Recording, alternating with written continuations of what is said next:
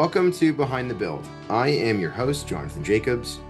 Before I tell you who I have on today, I do want to tell you that it is very important to gain some exposure with this podcast. And the way I want you to help if you're listening is to make sure that on Apple, on Spotify, on YouTube, wherever you are, that you're giving it the highest rating they can get, whether it's 5 stars or 6 stars in some weird scale. Make sure that you are giving it the highest number of stars that are available. It really helps with getting this exposed to a larger listening base. Before going into the depths of today's episode, I want to bring forward Kaplan's Appliances, one of our strategic partners in sponsorship for the podcast.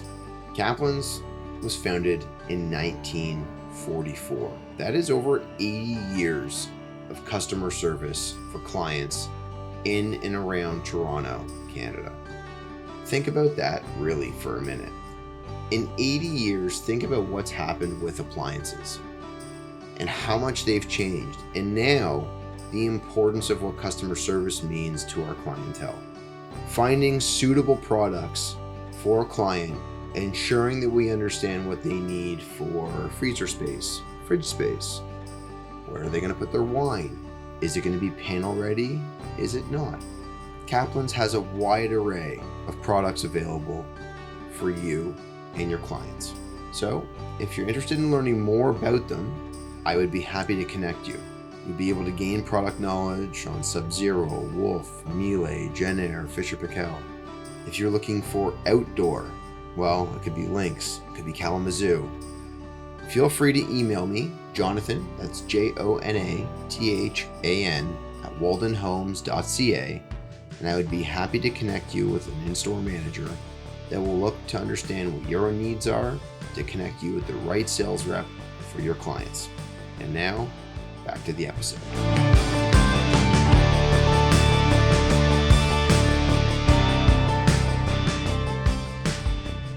So with that said, I do want to introduce today's guests. I am excited about it. They're not local to Toronto. They're in a region that is prone to a lot of darkness. And then at other times of the year, a lot of light. I have recent award winners of the 20 and Change in Toronto. This program based in Toronto, but a national program for 20 practices that can win the award. So today, who am I stumbling over saying? I have Jackie Burgess and Chris Chevalier. Yes? Yes. Yes. I didn't ask you, Chris, how to say your last name. That's perfect. Excellent. A lot of people don't get it right. Okay, so I'm excited about this because it's not often that I get to interview people that are in a completely unique environment like this. Prior to the start of our recording, I talked to you about some other people I'd interviewed, and then I'm going to interview that are not local to Toronto or the standard geography and standard circadian rhythm. And I talked to you about Lucas, who's in Santiago, Chile, and he's designing stuff down there. And then we have on the opposite end of the spectrum, top North America, Chris and Jackie from s.no. Hello. Hi. So located in Yukon territories. And again, recent award winners of 20 and Change. So congratulations on that. Thank you so much. You. Yeah, it was really exciting to get it. Yeah, we're really happy with it. Yeah. Especially because we just started the office 4 years ago. I mean, just time flies, but yeah, it feels like we're still very new. We've only been in our actual office for a year and a half now. We were working at our house for a long time, even with staff, and that was kind of interesting. Well, I mean, for what it's worth, I will tell you that I don't think you're alone on that. I know, and I'm going to name drop a couple of you that might listen to this still. Michael Amantea, I know that you're still working on your house. Heather Doubledam, I know that you're in some ways still trying to work on your house. So you're not alone. That's good. I mean, it's a good way that they say, like when you start a business, there's 2 ways to go about it, right? There's spend the money and kind of build the office you want, or there's bootstrapping, and we definitely went the bootstrapping route. We had like an old copy of AutoCAD, a clunker of a computer. I begged my sister, my younger sister, for her cell phone so we could start the office, because we didn't have enough money to put together to even get a cell phone for the office. We didn't know if it would land. We didn't know if it it would land too much. And how much did you want to invest in something that you weren't so sure, right? Yeah, Yeah. and the last thing I wanted is people to have my personal cell phone number. So yeah, I had to get that other phone. So I was really happy when it came in the mail and I could start making phone calls. I have I have this vision, Chris, of like you guys are connecting a 386 and you're putting it in Yeah, a floppy drive. it was pretty much that. It was an old computer. Yeah, and it was AutoCAD 2013 that we had. It was an old license of AutoCAD, and that was it. We're like, well, let's try to make a go of this. I mean, it worked. It worked Right? until we needed to upgrade. It worked until we needed to get up to upgrade. We got Yeah. a real project. Yeah. Yeah. I look, we talked about this, connecting people's stories about what the struggle's like when you start off. So many people have like started in their basements and then they get their first employee and they're back to back. And there's no differentiation between like your personal life and the work life because you are literally trying to bootstrap this and get it off the ground. Mhm. Yeah. Yeah, there's So still a little bit of that merging of our personal life and our work life, but it's a little bit healthier now. We're farther away from our living room now, which is healthy. Yeah, I can't see my couch from the desk, which is good. Unless we're working after hours. Unless we're working after Yeah. hours. Yeah. in which Yeah. case you're on the couch. We're on the couch. Yeah. Well, We actually have a bit of a setup still at home in case we need to work from home. But yeah. Okay, well, so if you don't mind, like, tell me your origin story. And I'm not gonna specify who should start and who should come second on this, but I like to really get to understand, and I want people to understand, from your standpoint, where were you in your life, at what age that you really felt compelled that this was something you were going to go and want to pursue? maybe you should start first because Jackie actually grew up in the Yukon, so that's kind of more interesting. And then Okay, so go ahead. I'll, Go I'll ahead, jump in. on native. Tell us. Yeah, yeah. Yeah, so I grew up in the Yukon, as Chris just said. Yeah. My parents moved up to the Yukon when I was just a baby because my dad, before he retired, worked for Canada Customs, and the Yukon, of course, shares a border with Alaska. Yep. And so we moved to Beaver Creek. Beaver Creek, Yukon, which is like a town of 50 to 75 people on the Alaska border. 50 to 75 people. Yeah, it's about a 5-hour very drive from small. Whitehorse. So if you think Whitehorse is remote, Beaver Creek is more remote. Yeah. So the community is, of course, like made up of, First Nation, of the White River First Nation. There's, a lot of citizens who live there, but then also it's kind of a lot of government, like RCMP, customs officers, and then there was, like a one-room schoolhouse, more or less, for all the children in the community. The greater station. There's a great, yeah. So it's like, Sorry, I missed that. Oh, the greater station for the highway, right? Like it's like the outpost. Yeah. Yeah. And so we lived there, since I was a year old until I was 11, until my parents decided to move into Whitehorse, the big city of, at the time, I don't know, 20,000 people or something, because, I was going into grade 6 and my parents wanted me to have, go to a larger school with more opportunities, quote unquote, I guess. Yeah. So then I just continued to grow up in Whitehorse. And then in high school, actually, I have more of like a math technical brain, I guess I would say, more than like an English brain. So when I was looking at, kind of elective classes in high school, there was like a drafting class, like a CAD, intro to CAD class that I took. And I think it was more like mechanical focused, but Okay. it was like AutoCAD 14 or something back in R14. Yeah. R14. I mean, it's not, I guess, that long ago. This was probably like, I don't know, 2001, 2002, something like that. Okay. Oh, I took this class, kind of got exposed, to the technology around architecture. But then, there's this program, a national program called like Skills Canada, it's called. And then through this drafting class got, offered or like exposed to the opportunity to get some more experience in the profession, I guess, of architecture by being hooked up with a local architect who was mentoring in this like Skills Canada development program for youth and kind of like the trades, I guess I would say. Interesting. And so, yeah, I got exposed to this architect and learned through him a bit about the profession and, learn more about at that time it was just like AutoCAD and drawings and things like that. And then so in high school, there was also like, what's it called? Like a career and personal planning class or something like that, like prepare yourself for the world. Is this And where they gave you colors based on how you answered, and then there was like a it was like, yeah, it was like that. It was like how to do your taxes. I don't know, like whatever it is, like yeah. finances or stuff. But part of that class was to organize like a co-op work term, like in high school. So it was like a couple hours, I want to say like once a week. And I wanted to go into architecture at this point. And so I reached out to kind of like the largest independent architecture office in Whitehorse, who is Kobayashi and Zeta architects. They're still around. Mhm.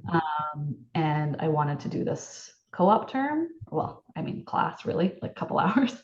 I was a child, but they said, yeah, sure. And so I started working for them, or not really working, I guess, doing this co-op. Student time. I wasn't paid. And so I got exposed to like a real architecture office at that point in time, and really like solidified that was a life path that I wanted to take. And then after high school, I decided I wanted to take a year off. And so they offered to, keep me on as a real employee for that year between high school and first year university. And so, yeah, I just worked. I mean, I was a student, I hardly knew anything, but it was a great exposure, and, did some drawings and Yeah, well, like what were the projects that you looked at that time? It was like at that time, Kobayashi and Zeta they were doing some of their own developments. They were dipping their toes into doing some of their own developments. So Okay. I kind of got to see that side of things where they were really just getting these projects off the ground, which was really inspiring. They were, I mean, my recollection of I could be wrong, but I think they were mostly like self-financed, and they were, doing these condo projects, and it was all very like kind of, I don't know what the word is, like not grassroots, but I remember like, having to go to the construction sites and shovel off, the snow that had fallen like before the roof, the roof wasn't on. So there was Yep. snow and you had to shovel it off. There was an old property on at one of the projects, right? An old house, a rental house, and you had to go like talk to the tenants about when they were going to move out before the house could be torn down. Yeah, there was a building that had to be like, They gave you that? They gave you that role as a student? Yeah, I had to go like, I don't know what it was. Oh no, I didn't have to serve the notice, but people were supposed to be moved out. And so I was supposed to go check to make sure that They were out. Moved out. And some of them were not. And so that was interesting. But that's working at an architecture firm in the north. Yeah. That's what it's like. Yeah. You do everything. Yeah. So that was really great and really interesting working for them. Working for an architecture firm before going to architecture school is a blessing and a curse at the same time. Both Jack and Tony, the two principals of that firm, went to the University of Manitoba. So that's where I applied. I applied to university while I was working there. Yep. And, I had never been to Winnipeg, but it all kind of unfolded after that. My trajectory is far less interesting. I grew up in Edmonton, a great architecture city in Canada, for sure, known for its architecture. But yeah, like I wanted to be a rock star growing up, and my mom put me in classical guitar. I wanted to be a soccer star. I really was into team sports, and she put me in children's choir. I wanted to be a speed skater or do hockey, and she put me in figure skating. But long story short, wait, I went to a figure skating camp. Yeah, I did a bit of. I mean, I don't figure skate at all. I'm terrible at Neither skating. do I.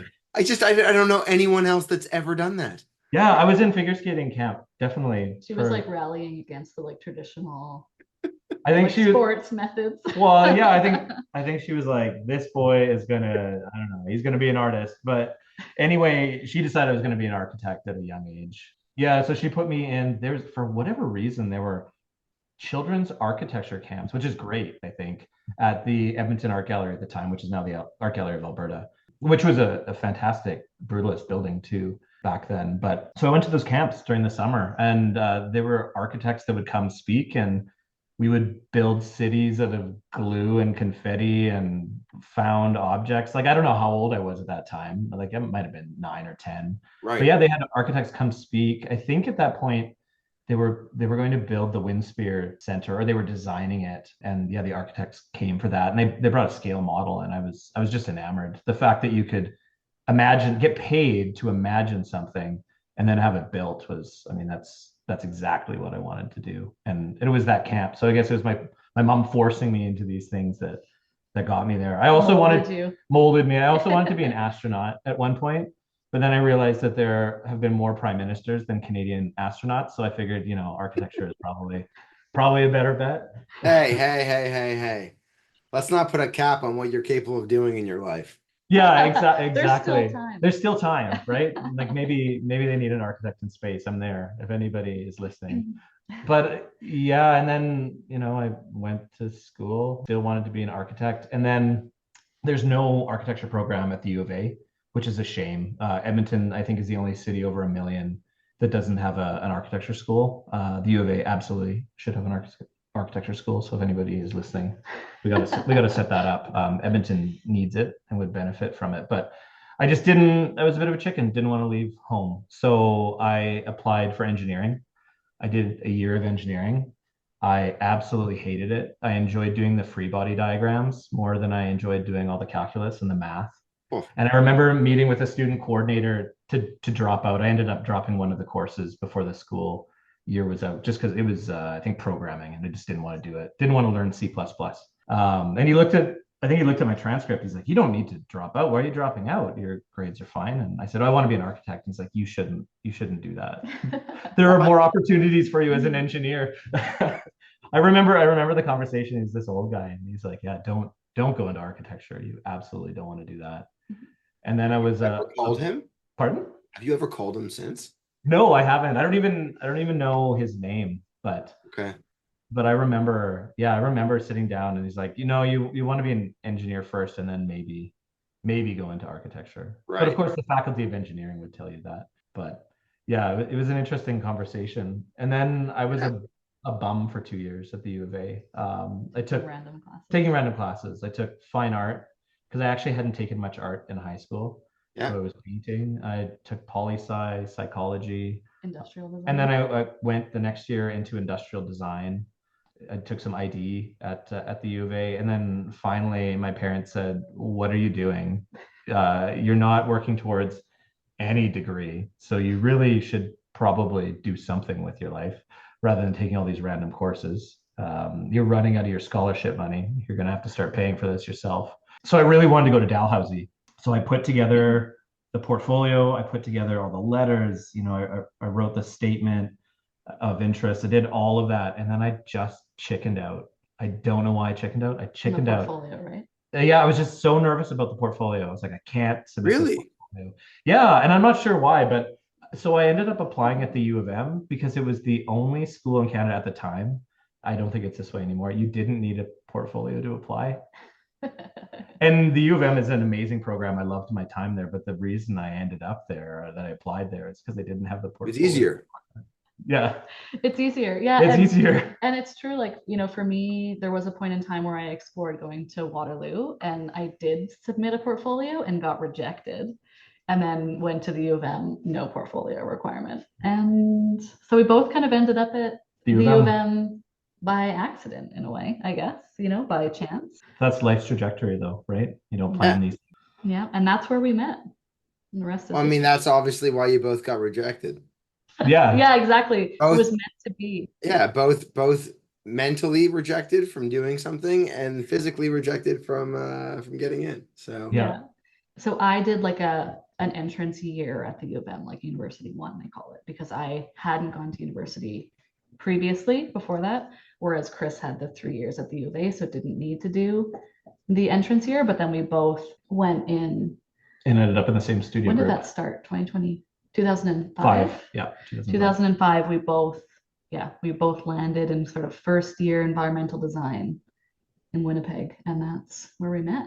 We were both looking for roommates at the time. And somebody said, "Oh, you should Yeah. ask." I'd asked all my This was guy like friends. this was and like near the end of first year. We were in the same studio group, but I wouldn't say we knew each other that very we well. really were friends, or like, we weren't like hanging out, but we were both looking for roommates, and it just was like kind of a perfect storm. It was like, okay, that sounds fine. And then in the period of like getting to know each other, we realized we were like hitting it off. We accidentally started dating. More. I don't recommend becoming roommates first and then dating after, but we did it. We did it. What do you mean? That sounds like the perfect endorsement and recommendation. Yeah. Well, that's true. That's I know. Look how it's turned out. Yeah, it turned out really well. And Chris always jokes that the reason why we're together is because like we had agreed to be, we were, signed on to be roommates. And I was talking, this was like early days of Skype or I something. was talking to my parents up virtually, and my mom said, just don't get romantically involved with this guy. She didn't know I was in the room, but I heard it. She said, "Jackie, do not get involved with this guy." And it's like a risk. Like Jackie's face just starts going red. Yeah. Yeah, you're like living with this person, so it's not wise in case it doesn't work out. And I thanked her at her wedding. I said, "You are the reason we're together," because Jackie took out of defiance. Yeah. Yeah. That's a pretty awesome story. I mean, that's similar to I'm trying to think of who else. Like that's similar to like Tom and Maria and their story and Denegri and Bisai.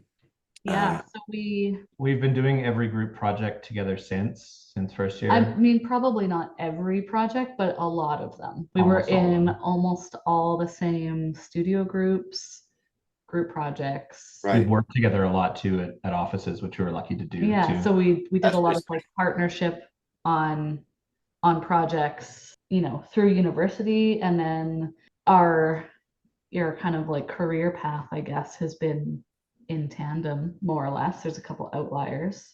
When we first got together, I was still kind of coming to the Yukon for my summers and working at Kobayashi and Zeta. And was it that first year? No, it wasn't the first year we were dating, was it? No, it was summer. No, it was the second summer. It was the summer before our last year in school. Jackie got me my first architecture job. So I had been working as a painter, like a student not a student painter, but I'd been working for different painting companies, like commercial painting companies. So I was on job sites, construction sites. Yeah.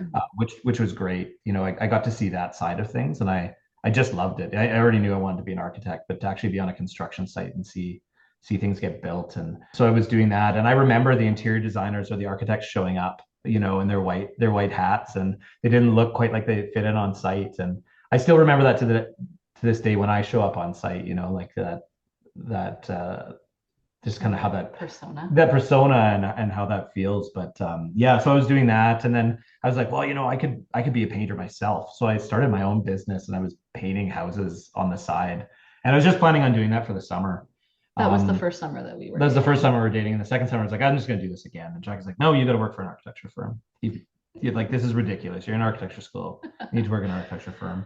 Yeah. And so she came to Edmonton with me, and then she was going to fly. We drove from Winnipeg to Edmonton, and then I was going to fly home from Edmonton. Yeah, she's going to fly home, and she's like, well, who do you look up to in Edmonton? Like, what firms are you inspired by? So I gave her a list, and then she toured me around like a chaperone, and we went a wing woman. A wing woman, like from office to office, and I got just walked in, cold walked in. I was just freaked out the whole time, but Jackie's the assertive one.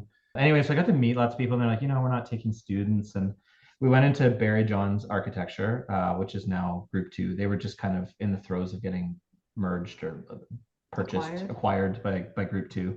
Yeah. And I walked in, and it's like, at that point, it was a studio of, I don't know, 10, 12 people. It's an architecture studio. You know what it looks like: high ceilings, sealed concrete floors. Just 10 people sitting in a room, and then there's a boardroom over here, back of house, that kind of thing. Pretty standard for an architecture firm that side in a city. And walked up to the front desk, if you could call it that, and we're like, oh, we would like a tour. And they're like, excuse me, like who are you? You want a what? It's like, yeah, we'd like a tour of the office. And then that's amazing. It worked really well. And one of the associates came up, and they were really polite. They're like, you want a tour? We're like, yeah, show us what your firm looks like. Show us what you got. Yeah, they were couldn't like, say no because it was "Sure." so polite. And we introduced ourselves like, okay, well, here's the studio. Here's the 10 people sitting here. Yeah. Here's the plotter. And as you're Here's the walking, boardroom. as they're walking us through, of course, we're like making small talk, and I say like, I'm actually, I'm working for Kobayashi and Zeta and Whitehorse, and I'm going there like in a couple days. But Chris is looking for a job. Yeah, they really wanted to hire Jackie because I had no experience. They're like, so you're looking for a job? And Jackie's like, no, I'm not looking for a job, but this guy is. So yeah, she got me a job. We sat so down they in the said boardroom. yes. Yeah, we sat down in the boardroom, looked through my portfolio, and they said, yeah, sure, you can start in a week. Unbelievable. Yeah, it was amazing. So I worked there for the summer. I remember they're like, do you know the Adobe Suite, Creative Suite? I'm like, yeah, of course I do. And I didn't know it at all. I figured that's where this was going. Yeah, like I didn't know any of it. So I was like after hours just madly trying to learn all this software. They had a big report that needed to go out, and I was doing all the graphics. So I was doing Fake it that. till you make I was it. faking it till I made it. Nobody But found out. nobody found out. I probably shouldn't be saying this out loud. Didn't embarrass anyone. Why, are you kidding me?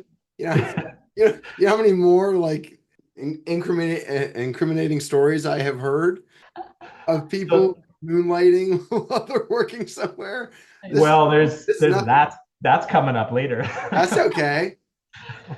So then the next summer after that, between degrees, we decided to take a gap year. Between degrees, we decided to take a year off, and group 2, or was it John's group 2 at that time, or just group 2? It was like it was in that gray zone, that merger. Anyways, so they offered both Chris and I a job for the year that we were off. So that works out to, I don't know, including the summers, like just over a year, I guess. In what city? This is still in Edmonton. This is in Edmonton. Okay. Yeah. Yeah. So we lived in Chris's parents' basement in Edmonton and worked for group 2, John's group 2, Barry John's architecture, whatever that kind of mix is. Yep. And then we applied at the U of C. We decided that we didn't want to go back to the same university for our master's degree. We wanted a bit of diversity of education. And at that point, the U of C was kind of interesting because it was going through a bit, like, I feel like architecture schools every 5 to 10 years go through this turmoil. They like to pretend it's not happening, but like the old guard there's been a certain pedagogy, a way of teaching, and then they decide, we're getting a bit stuffy. We need to hire some new blood in here, and then they do, and then invariably they end up butting heads, right, and fighting, which is really funny because the old guard hired the new guys, the new people, for this very reason, right? But yeah, the U of C had hired some people from SciArc, and it was really starting to kind of look at digital fabrication and things like that, which was really interesting because when we were at the U of M, it was very much stay off the computer, do everything with your hands. Yeah. Like old school. Old school. We had drafting boards. It was all about sketching. And that was amazing. I'm really glad we had that, but we were just looking for something new. So the U of C was really interesting that way. Because at the time when we graduated from the U of M, they were going through this big crisis of accreditation. They almost lost their accreditation. Wow. And so we're like, well, let's not tie ourselves to that ship anymore. And so we went to the U of C, which, I mean, we also were a lot of, like, one of the challenges when we were looking at master's degrees at different universities was they're also insular in a way.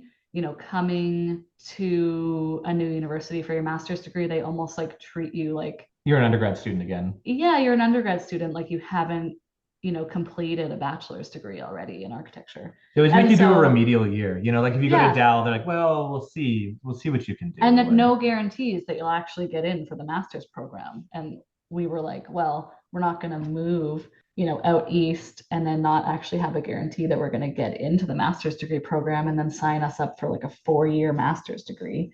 And so the U of C, their master's degree was only 2 years. And no, it's 4. Yeah, sorry, it's 3 years. It was going to be 2 years for us because we were able to come into the second year because we had an undergrad already, and they didn't have a thesis.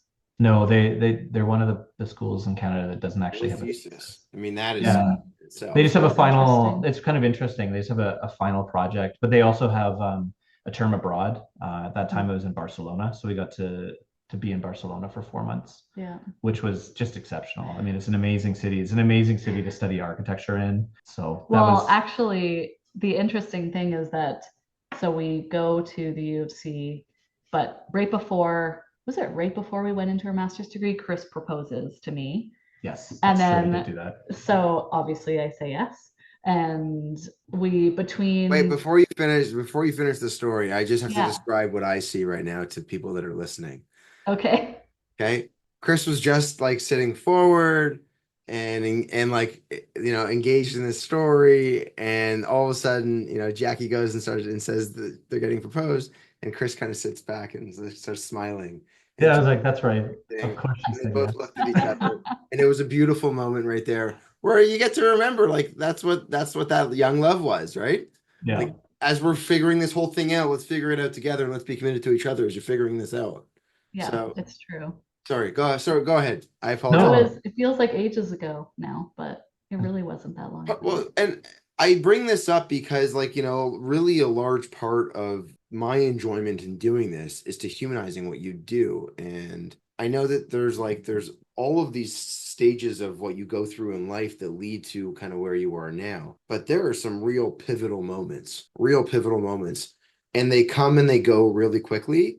And sometimes you forget about everything that led up to that moment. And right now, we just heard a relatively brief summary of all the things that led up to this moment when, yeah, we're going to agree to do this together in life. Yeah. It's pretty wild. Yeah. Yeah, and I think we always wanted to start an architecture firm together. Really naively, to be honest, now that we've started one. I want to say that, like, when I think it was when we first started dating, either like the first or second year for like Chris's birthday one year, Oh yeah. it was very forward. I made this sign. It's actually just sitting over there. Yeah, I'll go get it. I love this right now. It says like Chevalier and Burgess architecture. We had only been dating for a year, and Jackie made this for me, which is, I think, pretty forward. But yeah, but hold on a second, okay? We're going to talk about being forward. Mom said not to date each other. Yeah, I know, exactly. Yeah. Once that decision was made, everything at that point should have been forward. Yeah. It's true. All of a sudden, I was like the bad guy, which is not how I am at all. You do not strike me as that guy. Wait, so sorry, I interrupted. Okay. The interruption was totally worth it because now we got to see that sign that we probably might not have seen. So. Yeah. Yeah, it's in our home studio. It just sits here in our minds. Yeah. I mean, and it makes sense because you are the architects of your family. So yeah. That's true. That is true, and of our own life. Yeah. Right? But yeah, so Chris proposes just before we go to our master's degree. So and between the years of our master's degree, our first and second, we get married. So the Barcelona trip is kind of our honeymoon too. Well, Barcelona semester. It's not just a trip. We got married in one of the Gulf Islands. One of the Gulf Islands. We took the ferry to Victoria. We did kind of like a little San Francisco. Then we flew to Iceland. But we had to be, we were like going to Barcelona for the semester, which was, daunting. But like we had a limit of how long we could be in the European Union. So we went to Iceland, which is not in the... But it's in the Schengen. It's in the Schengen, but not in the EU. So we had to like be really strict with how many days we could be in Iceland. We were like on the way to Barcelona for the semester, but we went to Iceland for like 10 days or something on the way there. And so we kind of had this elongated honeymoon where we were studying in Barcelona, but it was a semester abroad. So it was great, exposure to architecture in a different place. Yeah. But like the architecture semester itself, like wasn't, we balanced a lot of work-life things in that semester. We had studio on Wednesdays and studio on Mondays. So we would go to studio Wednesday morning, and then we would get on a plane and go somewhere in Europe, fly back Sunday night, and then go to studio on Monday. And then we had been inspired somewhere. We'd have some idea in our head, just kind of throw it out there as if we'd been working that entire time. Yeah. And we usually pulled it off. But it was like cheap Ryanair flights. We could fly to Paris or Copenhagen for like pennies, where else did we go? Really? Florence, Pisa, Rome. Well, I remember I had friends that were traveling all through Europe at that time. They would take time off after school or preschool, and they were like, they're like in Europe and they're traveling through Europe on a flight for like $30 or $40. And I'm like, what? You can fly locally that like for nothing? Yeah. I think we went to Paris and back for 50 euros. I think it was amazing. Yeah. But so we did that and got to see some amazing cities in rapid succession too, and very different cities. I remember like I haven't felt culture shock too often in my life, but we spent a week in Iceland, and Iceland is like Scandinavian, Nordic country. It's very clean. It's very organized. It's very, that's kind of the culture there. And I remember we flew from Reykjavik to Barcelona, and we got into Barcelona. It was late. It was late, and they were having, I can't remember what it was, but this massive street party. And it was, it was hot. 15, 12 degrees in Reykjavik. It was 30 degrees in Barcelona. It was hot. It was stinky. It was stinky. And we just like got out of the cab, and I was like, what is going on? I was just where are we? I was so overwhelmed. But it's kind of the amazing thing about Europe is those cities are so close together, but just so different. And that was an amazing experience for us. I think we've definitely brought that back with us. And I love that term. It was a great term at the U of C. So then we came back to the U of C after that one semester in Barcelona, and then we just had, 4 months left of our master's degree in Calgary. Did our final project, and then at that point we were starting to look for work, and we reached out to Group 2 at that point. But the economy was still a bit rough then. It was still kind of recovering from the financial crisis. 2009, 2010. Yeah, like 2010, 2011. Yeah, somewhere in there. But it was still a bit iffy in Alberta. And they said, "Oh, we want you guys, but we can't commit to hiring both of you. But we are starting a new studio in Saskatoon. Are you interested in that? Do you want to move to Saskatoon?" And we thought about it for a while, and then we ultimately said no. A lot of my family is actually originally from Saskatchewan, so Saskatchewan doesn't scare me. I love Saskatchewan actually, but it wasn't part of our trajectory. We just couldn't make it work in our heads. Though it was an amazing offer. Like that would have been a great thing to kind of do. But and then we had the opportunity to, one of our studio crits professors, Mark Boutin, he runs the MBAC in Calgary, and he's also a sessional instructor there. And his office was doing a competition, the City of Edmonton Pavilion competition, designing a few park pavilions in Edmonton. And their office needed help, and we were in his, I think, design in the public realm class, something like that. And he said, do you guys want to come work for us, like moonlight while you're at school, to help us do these renderings and stuff? You can sit in on the charrettes. We found the moonlighting story. Yeah, that's the beginning of it. And anyway, so he said, I think he offered one of us a job, but he's like, if we get one of these pavilions through this competition, I'll hire both of you. And they did. MBAC got one of them. They got the John Fry Sports Park, if I remember right. And so out of school, we both worked there. Yeah. Worked there for a year. Yeah, we worked for Mark and his team. Yeah, after we graduated, we worked there for a while. It's an amazing design office. It was a great place to work. But like they did a lot at that time. They do much more, I think, cultural and institutional projects now, as well as the houses. But they're doing a lot of houses then. But they were doing this one house, and the client came in, and they were kind of discussing the hardware for their primary bedroom, like walk-in closet, and the hardware was worth more than the car Jackie and I were driving at the time. And something about, and I love those houses. Those jewel box houses are just beautiful.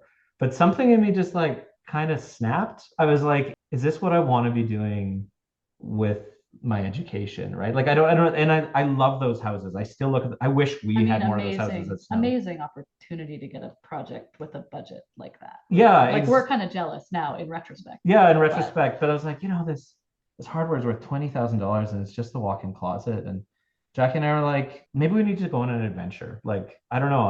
I had like a crisis of faith, and I'm not entirely sure why, because it was an amazing office work, and it was really great. Very design focused. Very design focused. And we're like, let's move to Whitehorse. I was like, let's do it. Well, first we were like, let's see, like, let's test the waters. Like, I'll email Jack and Tony from Kobayashi and Zeta.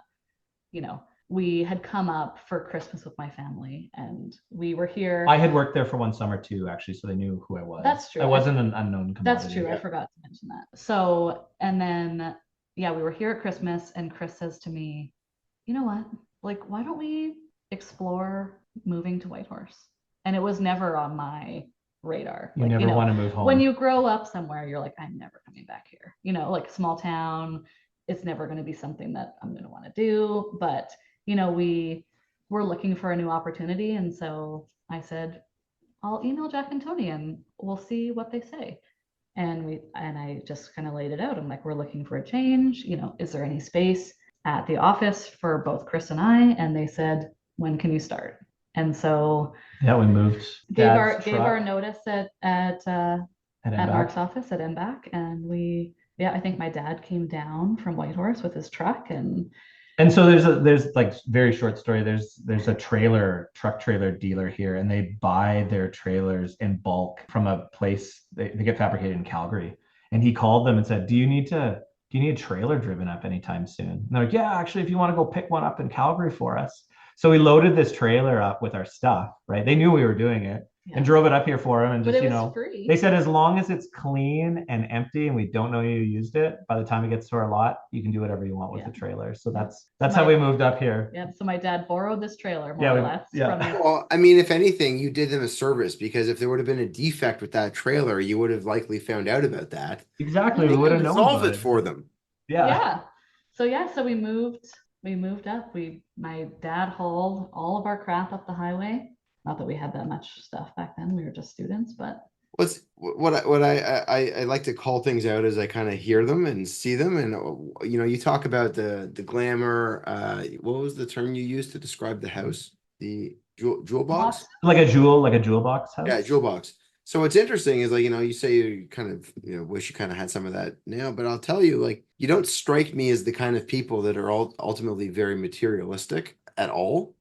Well, and like, I wouldn't say that we are, and a lot of our work now, like I would say a lot of it doesn't, like, we're not, well, I don't know if blessed is the right word, but we don't have endless large budgets often at our disposal on our projects, which I think, and that's just working here. That's just the context. think that's just it's just a result of working here, where construction is really expensive. Mm-hmm. But it does create its own kind of learning opportunities and kind of creative challenges, I guess. Yeah, like when we moved up here, the first project, like I think it was in the boardroom, my first or second day, KZA had just won like a women's shelter, a second stage, like, transitional home for women and children fleeing violence. And Jack was like to Jackie and I, this is your job. Alpha project.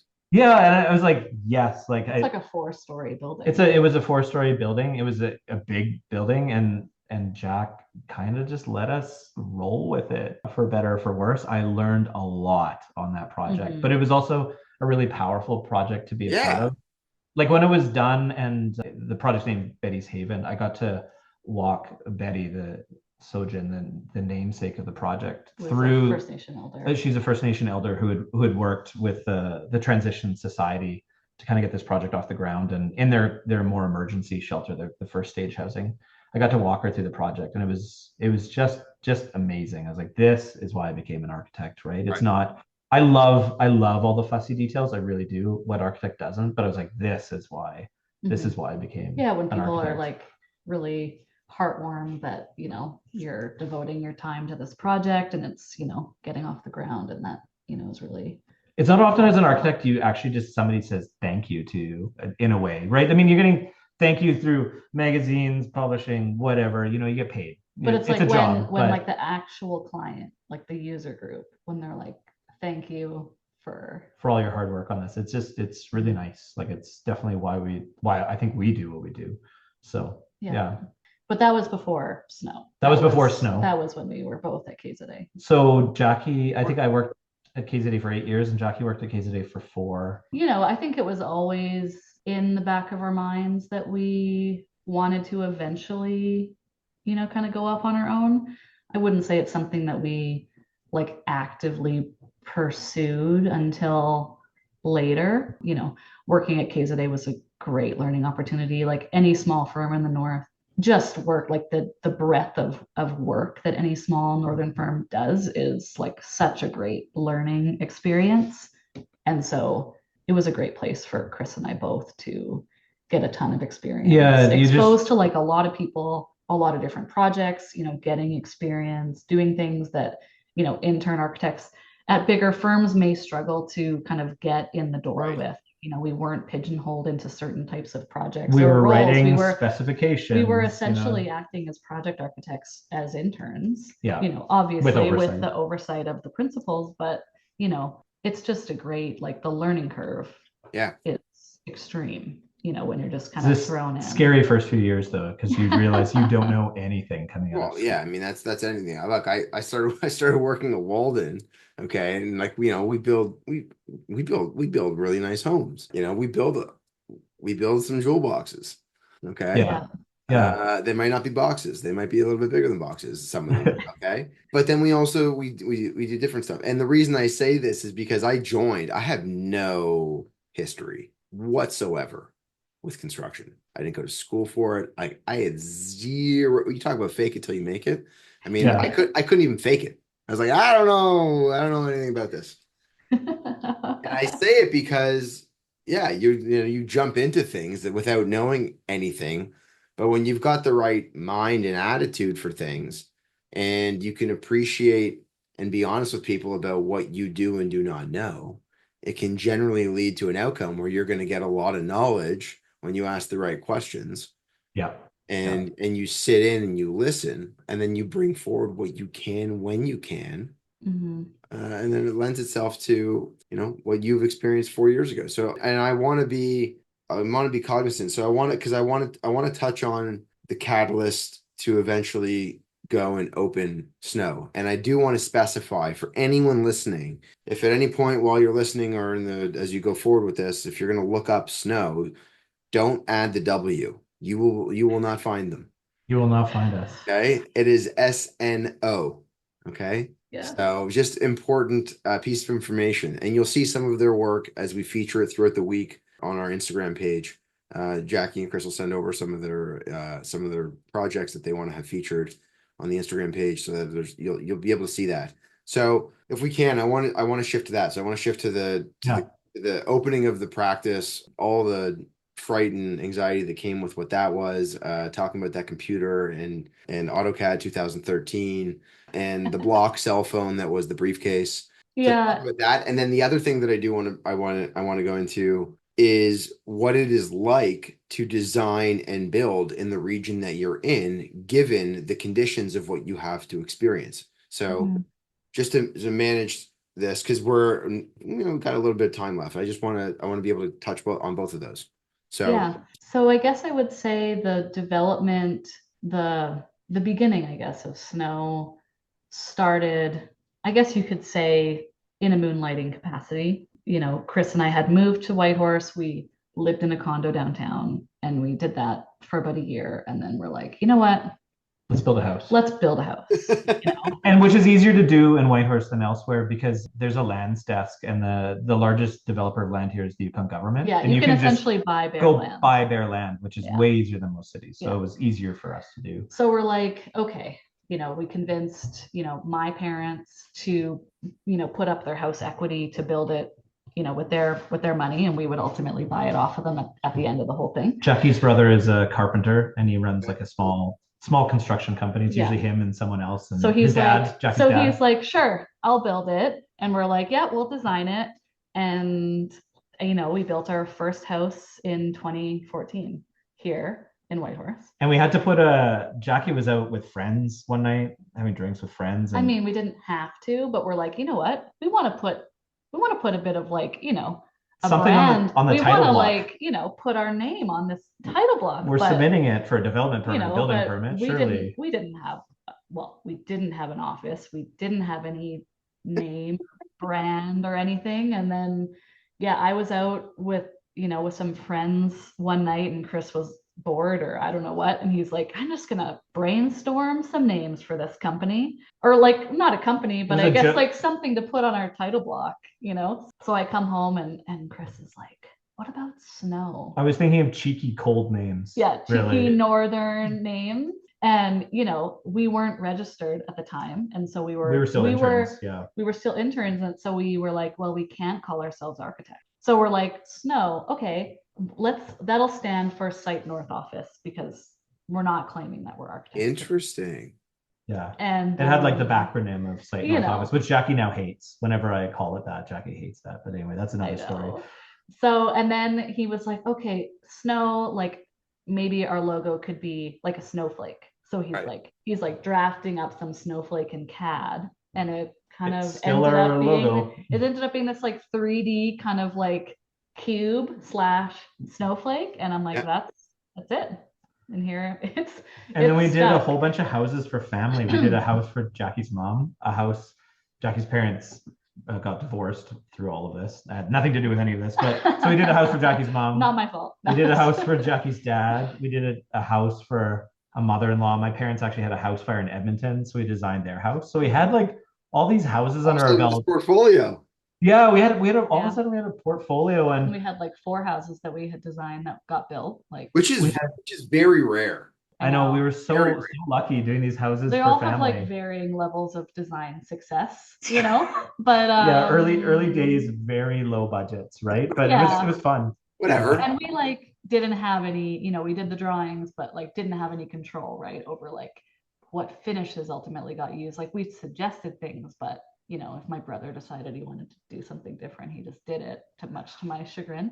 So yeah, so that was kind of the start. And then that we were still obviously working at KZA, but then in 2015 I got pregnant, and we had our kid in 2016, our first child.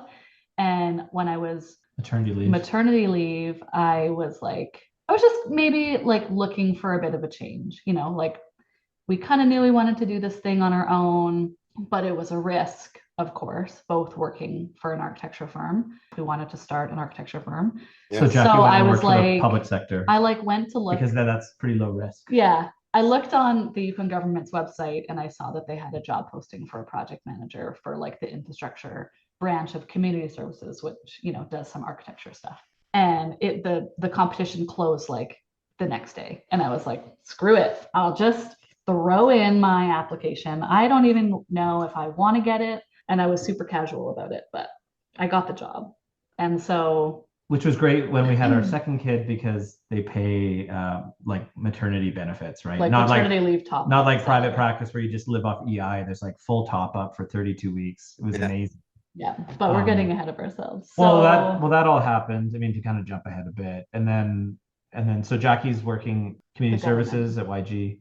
I'm working at KZA. COVID happens, but no, we have our second kid. Well, yeah, we had our right before COVID. We had our daughter. Yeah, another child. Yeah, might as well. And we always set it up that Jackie took the first 9 months of parental leave, and I took the last 3. Yeah. I've always been like a pretty big advocate for, you know, like a bit more like gender equality. So I was like, you know what, you are taking parental leave and we are doing this. Like, I mean, it wasn't 50-50, but you're going to feel some of this, you know, like professional burden too, right? You know, like your job's going to hurt too. Yeah. But to be honest, I mean, I loved it. There was no argument for me. It wasn't a discussion we had to have. I mean, in fairness, as much as I also believe in the gender equality, there is no substitution for having this thing that had been growing inside of you come out, and like there is a maternal connection to a child that we will never know. Yeah. Never. It's true. But I was like, okay, so I'll take 9 months of parental leave. You take 3. So we did that for both of our children. Yeah. So I went back to work, actually, I think it was February 2020. I went back to it was the end of February, I want to say, 2020. I went back off parental leave to YG, and Chris came home to take over the rest of the parental leave in February. And then I was literally at work for a couple weeks, and then COVID hit. So everybody's working from home. Chris and I are both home. You know, I'm parenting. Chris is parenting. The daycares are closed. I'm doing my YG job, like, you know, on the computer here at home. And then it was, you know, a couple months after that in the summer, like June 2020, when like, you know, Chris's parental leave was coming to an end, and he said, maybe we should just rip the Band-Aid off this thing. We were living off of like Jackie's salary. I was making good money at the time, like at the government, and Chris was making EI. And I'm like, we can handle this. Like, we can make it work. And I like looked at it as like, to make EI fees is pretty easy, right? Like I can, you know, a few garages and I got this, right? But so like this is the moment. This is how we'll do it, as long as I make EI. As long as we can make enough money to cover the EI, like we're golden, right? Yeah, exactly. We're fine. But I guess I should say that before that, like we did have, so this, you know, these clients or future clients, these homeowners ended up calling my brother Yeah. because they had seen the first house that we built in Whistlebend, but it only had, sort of his signage And branding. branding on the build because like we didn't exist. We didn't exist. So they You only had contacted one him sign and you could put up, and it was, it wasn't the official name. yeah. And so they call my brother and they say, we want, a modern house designed and built downtown. We want a triplex. And so he, kind of connects us with them. He's like, well, my sister designed that. And, here's their email. And that was our first project. Yeah, triplex downtown. Yeah, The and Richmond Road house. It's on our website. Yeah. And so that sort of all happened while Chris was on parental leave, like that sort of connection. And that was, one of the reasons why we thought we could make a go of it, and that was our first kind of project. And then of course, like when Chris left, so Chris took the formal leap, I guess, working for, starting s.no. I was working remotely. I was still here at home. So of course, like exposed to everything that was going on. And then both hustling like evenings and weekends, like working at the business. And so I guess I would say that one of the nice things about working in such a small place is that, there's just so many connections that you get from working in such a small town. And so we were lucky that when we started, we kind of hit a couple lucky streaks. Yeah, Chris reached out to a contractor that he knew and he was like, do you have any like small work that you need help with? And they were like, yeah, we do actually. We have this townhouse project. You can't really design it because it's not that type of project, but we'll throw you a bone and you can draw it and kind of don't spend too much time designing this thing. So it was like barely any money. It was, they were like, and you're not going to like the fees, but the fees worked with the EI, my EI kind of plan, right? With the math, it's like with fine. The math. So I was like, this is fine. And then what else happened? Champagne-Asiatic First Nation, their traditional territories in Haines Junction. It's just a little bit outside of Whitehorse. An hour and a half out of Whitehorse. They were building a project, or they were going after a project, affordable housing project in Whitehorse, and they just cold called us. I had actually never worked with them before.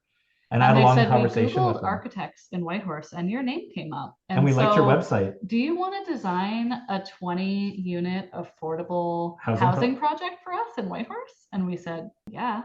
They said the only trick is it's got to go into the CMHC for funding and look like it's shovel ready in 2 weeks. So we pulled a lot of very late nights, an all-nighter. We had to do a presentation to Chief and Council. So we pulled an all-nighter for that one. Yeah. And then it was due December 31st and we were home for Christmas, but we pulled a few almost all-nighters over the Christmas break to get this thing over the finish line.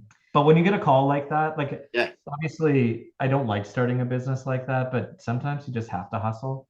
And when you get a call like that and somebody puts that much trust and faith in you, you have to deliver. So I think we were just running on adrenaline. Yeah, we're like, and fumes. Client called us and wants us to do this. Like we have to excel at it. And so we tried really hard. I think we did a really good job ultimately on that project. And then go ahead. Well, and then to kind of the kind of end of the initial part of s.no, we were kind of doing a dance. The beginning, sorry. There was a developer that I had worked with before. They wanted to build a 34-unit actually on the Betty's Haven project. Yeah, they were actually the contractor on the Betty's Haven project. But they were also a developer. A lot of the contractors here in town actually are developers too. A lot of the GCs will develop stuff on their side too. So they contacted us. They said, we're looking to develop this lot downtown. And can you do some work with us on it, but figure out how many units we can fit on this thing. Do some test fits. And then it became a 34-unit mixed use condo building. And we did kind of a dance with them, and which is where our office actually is now. Yeah, and it was a private development, so you never know it's going to go until it goes. And so that was happening. So Jackie was still at YG. I was trying to do this thing myself, and I was on a Zoom call at work. Just over here beside Chris's desk. And I got a phone call from the developer and they said, we hit sales, we hit our 40%, we're going, we're doing this thing, start drawing. And I had a piece of sketch paper in front of me and I wrote, I think you can quit on it. And I slid it over to Jackie while she was on the Zoom call with the government. We still have the piece of paper over here. It's like an important artifact in our life, but she looked at it and she just gave me the thumbs up and that was it. She put in her notice and Yep. I think that was March 2021, and then March 2021, I jumped ship with the government, and we were both full in. Yeah, Unbelievable.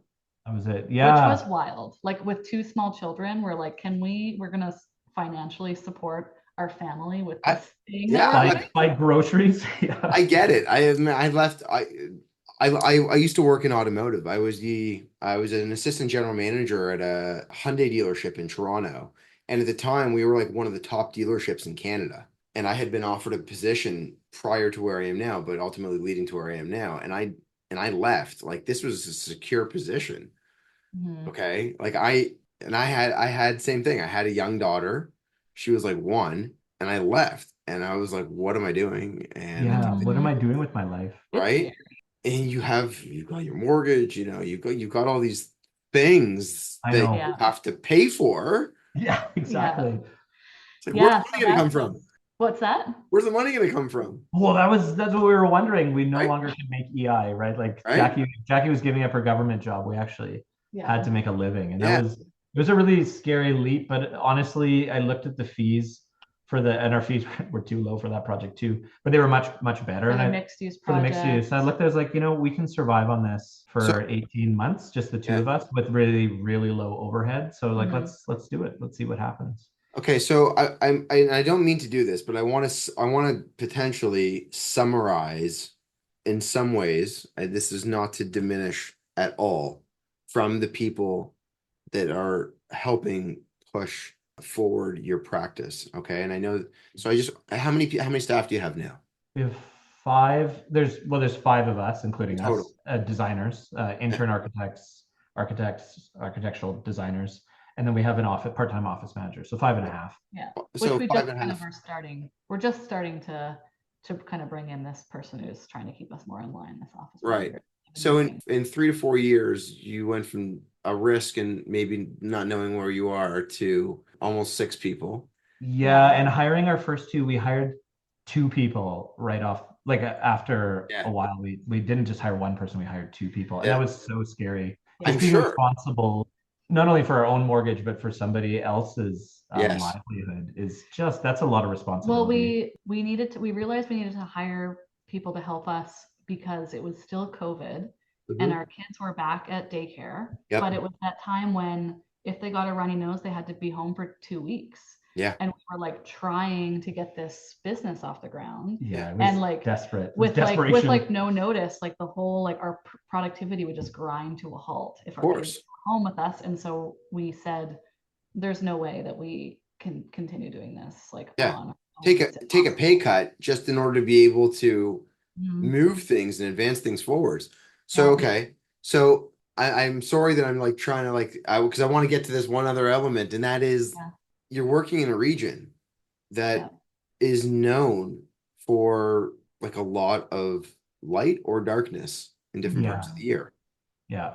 So I'm almost debating, admittedly, I think I'm gonna say it now, and I'm assuming I'm gonna make an assumption. I'm assuming you'll be open to this. I think we're gonna do the part 1 and part 2. Sure. Does that just mean we talk too much? We talk too No, not at much. all. No.